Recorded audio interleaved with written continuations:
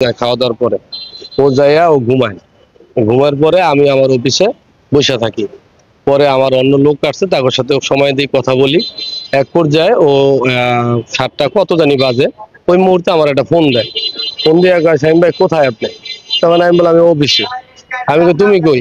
কয় আমি অফিসে আছি, নামবেন নাকি? আমি কই হ, মোবাইলে চার্জ নাই, আমি চার্জ দিতেছি। এই কথা বলার পরে আমি বসে রয়েছি। কতক্ষণ পরেই প্রায় 10-15 মিনিট ও এর মধ্যে আমার অফিসে আসছে। আসার পরে এখান থেকে দুইজনে আবার 8টা বাজে গেছে, আমার স্টাফকে বললাম তুমি এক কাজ করো, অফিস বন্ধ করো, আমরা দুইজন বের হয়ে যাচ্ছি, তুমি বন্ধ করে আইসা বলো। এটা বলার পরে আমরা দুইজন নিচে নেমে আসি। আসার পরে এই রোড থেকে, ঢাকা রোড থেকে আমি জয়দেবপুর রোডের যে মাথাটা আছে, যে মোড়টা আর কি, ওখান থেকে যখন আমরা এদিকে ঘুরতেছি, এই মুহূর্তে একটু সামনে আগাইতেই যাইয়া একটা মহিলা আর একটা পুরুষ এমনি রোড মানে আমাদের ক্রস করছে, ওরা আসতেছে আর আমরা যাচ্ছি আর কি।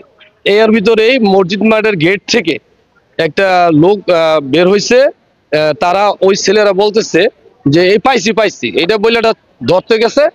এর ভিতরে ওই যে সোরা আছে যেগুলো আর কি, সামুরাই নাকি বলে, এইটা বের করছে। পরেই ওই আর কি ওই লোকটা চিৎকার দিচ্ছে, যার সাথে তাদের বিরোধ, যার উপরে তাদের টার্গেট ছিল।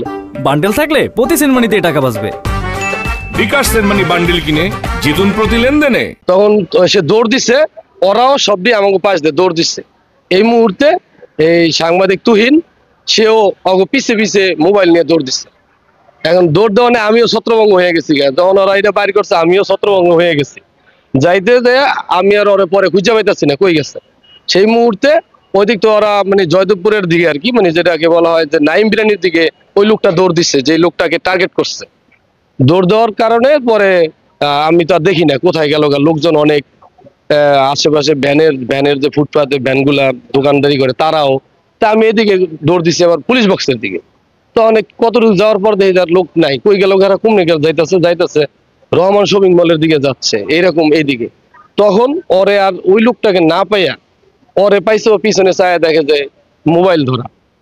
তখন আর কি ওরে মনে হয় কিছু করছে, এই কারণে দৌড় দিয়া ওই দোকানে ঢুকছে। আমি তো দেখি নাই, চায়ের দোকানটা রুহুলের, এই দোকানে ঢুকছে। পরে ওখানে যাইয়া ওরা ওখানে পরে কোপাইছে।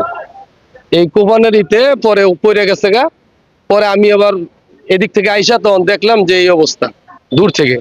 তখন আমি থতমত খাইয়ে গেলাম যে ব্যাপারটা কি হইলো, কি হয়ে গেল।